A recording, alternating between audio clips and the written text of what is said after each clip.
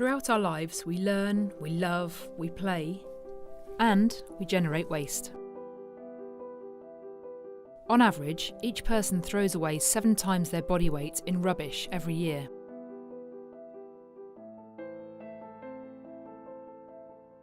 Every year in the UK, 18 million tonnes of food ends up in landfill. Over 2 million television sets, 50 million tyres. Almost any kind of waste can be recycled. Different materials require different techniques when recycled. Recycling saves resources, but it has its cost too. The cost of recycling includes investment in recycling facilities, collection, storage, cleaning, and energy. Should we aim for a zero-waste society? How could this be achieved? Zero-waste society doesn't mean that no waste exists. It's a society where resources are fully valued financially and environmentally. It means we reduce, reuse and recycle all we can and throw things away only as a last resort. It also means shifting the balance from recycling to upcycling.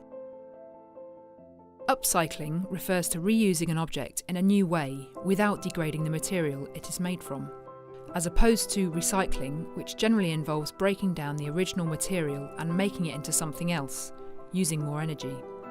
Upcycling is where old products are given more value, not less. There's a growing number of companies which are focusing on upcycling in making jewellery, furniture and fashion items. For example, the number of products on Etsy tagged with the word upcycled increased from about 7,900 in January 2010 to nearly 200,000 today. We found and met people who thrive on the challenge of looking at any kind of waste and thinking of something amazing to make from it. Our journey starts in Bristol, the most populous city in southwest England.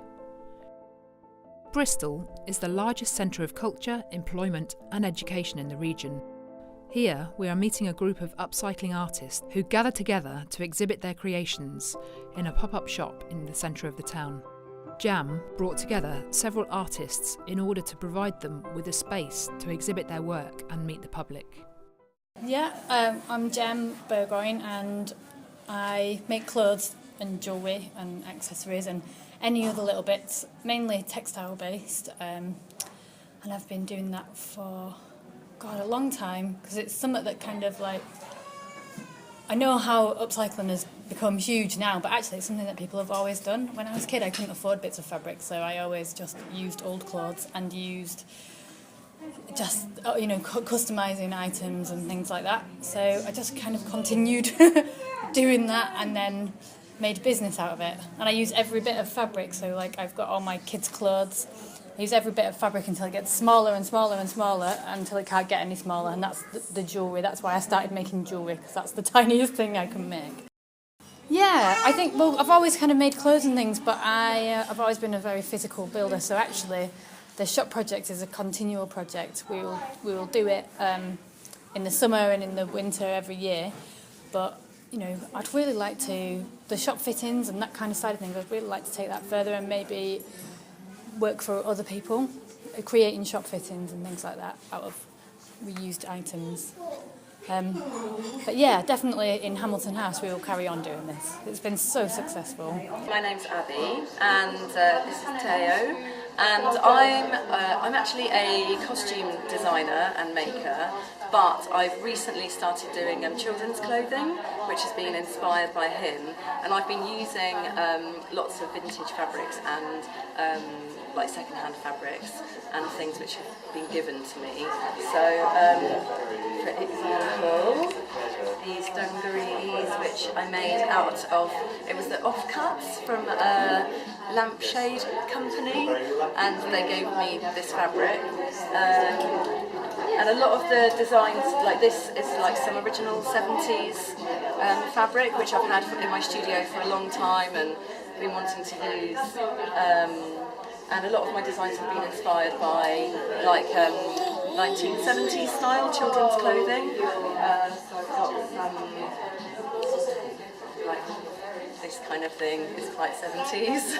Oh, that's beautiful. But it's, yeah, this is some like African fabric which I was given by my brother's girlfriend. So I basically haven't bought anything to make these at all. It's all been made out of things that I've either been given or just had lying around in my studio. So yeah, but this is part of a bigger project in this shop. So there's lots of different creations, recycled things from different artists. So. Here, we also met Katia. Katia finds her inspiration in upcycling car and motorbike tyres.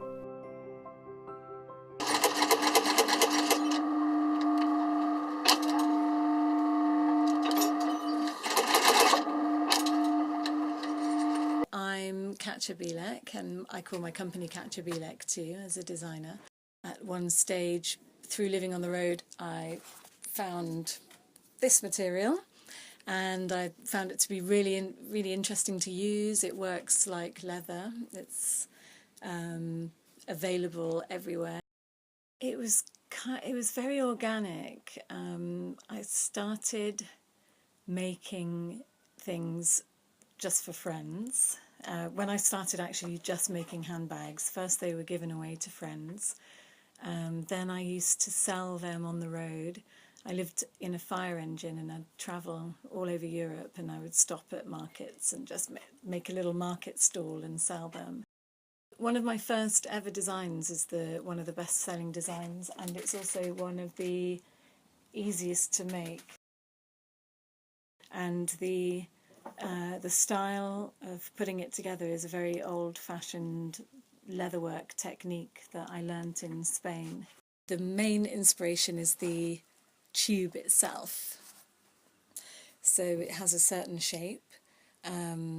Sometimes I think I want to make a bag like this, and I go to any tube. It can be this size, it can be very big, and it's not possible because the tube actually has a form, and you have to really work with the form. And so really you have to go back to the drawing board and think, what can I make with this form?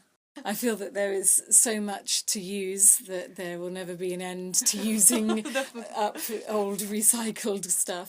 You know, I've got new designs always, so I've got always new ideas for making new bags. What I would really like to do is be able to teach this kind of thing to people, you know, maybe set up a cooperative in Africa or Asia where, you know, people can actually make a living themselves out of this kind of technique.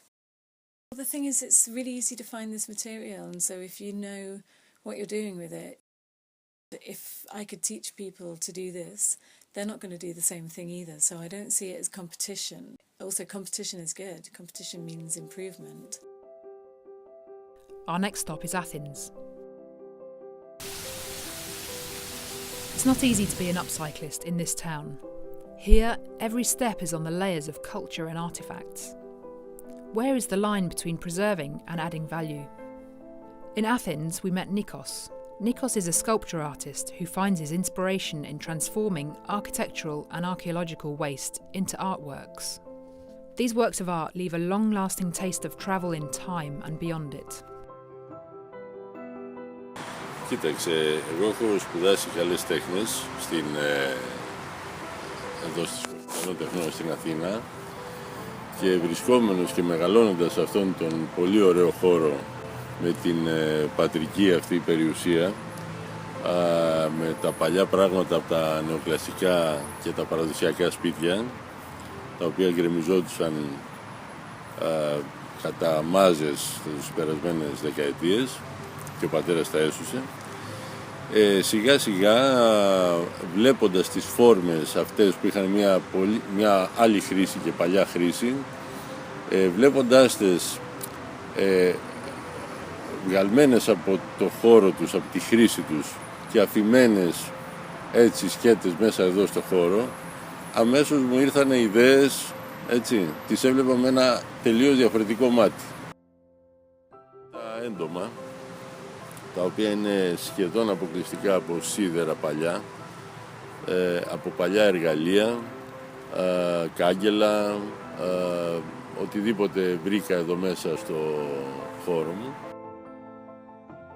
Ο προσανατολισμός του, δηλαδή θα πρέπει να βρίσκεται στον άξονα βορρά-νότου, και το δεύτερο στοιχείο, η γωνία που σχηματίζει ο γνώμονας, δηλαδή ο δείκτης με την επιφάνεια της γης, να ισούται με το γεωγραφικό πλάτος της περιοχής.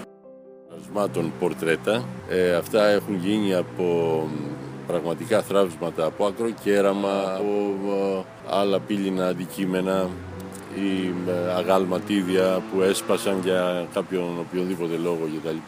Έτσι, σαν ανέκδοτο μπορούμε να πούμε για αυτά τα δύο πρόσωπα του γέρου και της γιαγιάς, τα οποία τα είχαμε ολόκληρα στο σπίτι μας, επάνω στο τζάκι μας, και τα οποία στο σεισμό του 1981 πέσανε κάτω και διαλυθήκαν. Έτσι λοιπόν πήρα τα θραύσματα και μετά από πολλά χρόνια βρήκανε τη θέση τους σε αυτή τη σειρά. Now we're making our way to the famous Brighton seafront, where we're meeting Marios. Marios is collecting reclaimed objects, restoring and transforming them into creative lighting solutions.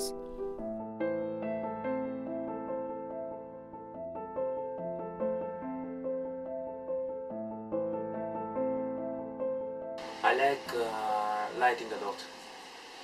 I used to work as a lighting designer for theatres. I like old things. I was passing by an antique store in Lewis, and I saw a gasoline red container, like this one. This is green, but never mind. And it was rusty, red, very nice, had nice character. From that moment, I cannot pass by any forgotten object with beauty and with story to tell.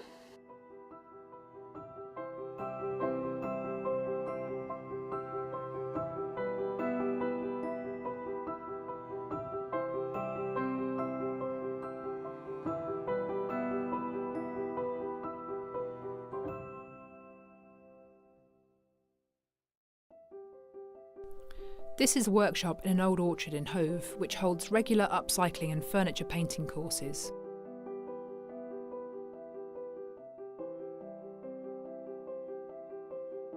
My name is Rachel Baker, and I run an online company called the Applebird House. Well, I started the company a couple of years ago when I left my job as a lawyer.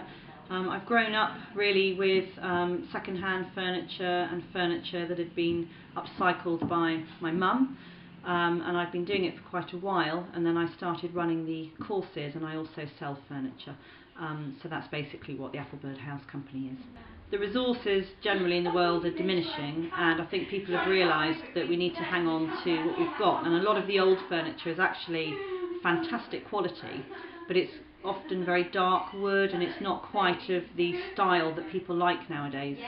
And it breaks my heart to see some of the furniture on its way to the tip, to the dump, being thrown out and just left unused, when actually with just a bit of imagination it can actually be used again and made to look even better than it was before. Well, as I say, I grew up with these kinds of concepts really, and when I left my previous job I wanted to do something else, and I wanted to do something really positive, and I think it's a really positive way of life really, to try and give some imagination to pieces of furniture, to try and make your home as individual as possible, but whilst kind of being practical as well. So I started selling pieces, and then I started running the courses to teach other people how to do it as well. It's a business now. I mean, I've got young children, so it works around them, but there's a great community of upcyclers in the local area and nationwide as well, and it's certainly getting to be a really big movement nowadays. I love looking at old kind of photos of old furniture. I'd said to some of the students earlier that I remember my grandmother, who was born in 1914, she had wardrobes that had been covered with wallpaper and different fabrics out of necessity rather than fashion, because she couldn't afford to get a new wardrobe. So just looking at photos of old furniture, going to places like the Victoria and Albert Museum, you can get some amazing inspiration with fabric and wallpapers, and just getting a design feel really for different eras, and as to what looks good. Well, I'll carry on doing the courses. I really love doing them. They're very fun for me as well as hopefully for the students. My house, I have a lot of upcycled furniture in it, so I'll carry on with that in my home, and hopefully also carrying on to teach other people to try and use their imagination and basically help save the resources that we have and use this fantastic furniture from an era when the furniture, the quality was so fantastic. And just because it, on the face of it, looks a bit unfashionable, doesn't mean that it has to go into the bin. I'm an interior designer as my day job, and a lot of my customers are upcycling things. I've always been interested because I like to reuse. I think we're all too quick to buy new when we could take an old piece of furniture and give it a new lease of life and make it fit into our interior. So that's where my interest comes from. So I'm interested in anything to do with inside a home and how you can upcycle and reuse and give new lease of life. Today's been very useful because we've tried out lots and lots of different finishes, from a very sort of antiqued look to slightly more modern, just using stenciling and gilt and gilding and everything. So I can't say that I'm now an expert, but I'll certainly take away what I've used and hopefully practice. I have got a piece of furniture that's already been sanded down at home, so that'll be my first project, and depending on how good it is I might go on to do more or leave it to the experts, I'm not sure. But it's been great fun as well, so good day. The course is fully booked for several months, which is a good sign of great interest and demand for skills and inspiration.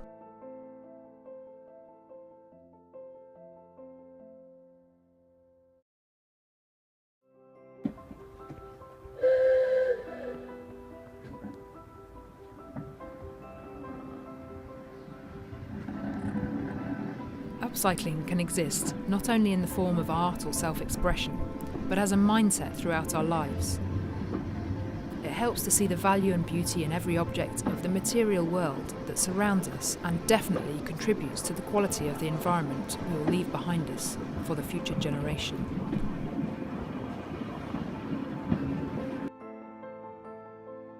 You know, the more people doing it, the better everybody becomes.